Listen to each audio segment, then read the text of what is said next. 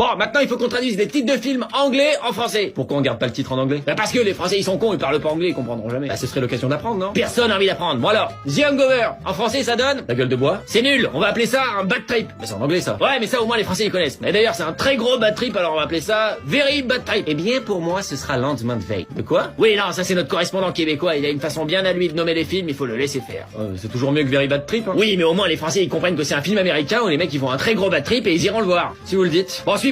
Home Alone. Seul à la maison, c'est un gamin qui est tout seul chez lui, je pense que ça résume bien le film. Mais c'est pas ça du tout dans le film. Sa famille elle part en avion sans lui, sa maman lui manque, alors on va dire maman j'ai raté l'avion. Mais non, mais dans le film il rate pas l'avion, on l'oublie. Moi je pense que je vais rester sur Home Alone. Ah oui d'accord, donc toi un coup sur deux tu traduis en fait. Star Wars. Les guerres de l'étoile. La guerre des étoiles. Mais non, et puis en plus dans le film c'est pas des étoiles qui se font la guerre, c'est... Moi je vais garder Star Wars, et je pense que la population française aussi d'ailleurs. Eternal Sunshine of the Spotless Mind, oh là là. Ah oui, alors oui, lui il faut le traduire parce que si on parle pas anglais c'est vrai que c'est un petit peu compliqué. Ouais non mais on laisse comme ça parce que moi j'ai rien compris. Mais au Québec on parle anglais mais je vais quand même l'appeler du soleil plein la tête. Bon on avance pas assez vite. The Lord of the Rings. Le Seigneur des Anneaux. Il y a déjà... Alors moi je pense qu'il faut appeler ça la revanche des hobbits, mais comme les Français ils parlent pas anglais, ils savent pas ce que c'est un hobbit, on va appeler ça la revanche des lutins. Mais comme il y a 9 camarades, on va appeler ça la revanche des 9 lutins, mais ça fait très Blanche-Neige quand même là. Mais il y a déjà le livre qui s'appelle Le Seigneur des Anneaux. Ouais, c'est trop compliqué, on garde Le Seigneur des Anneaux. Suivant, Ford versus Ferrari. Ford contre Ferrari. Bah oui, c'est très bien, tout est dans le titre. Ouais, mais le film se passe en France pendant les 24 heures du Mans en 1966, et comme je viens de là-bas, bon bah on va appeler ça Le Mans 66. Allez, mais ça me rappelle mon enfance tout ça.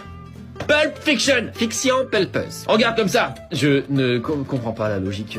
Harry Potter and the Philosopher's Stone. Harry Potter et la pierre philosophale, mais ça va pas être ça, je suis sûr. Ah, c'est le premier. Dans le premier, il va à l'école des sorciers, donc dans tous les autres. Harry Potter à l'école des sorciers. Super. Et toi, tu vas garder le titre en anglais ou tu vas faire une traduction littérale en français hyper moche? Non, pour le coup, je suis d'accord avec le vieux. On va dire à l'école des sorciers.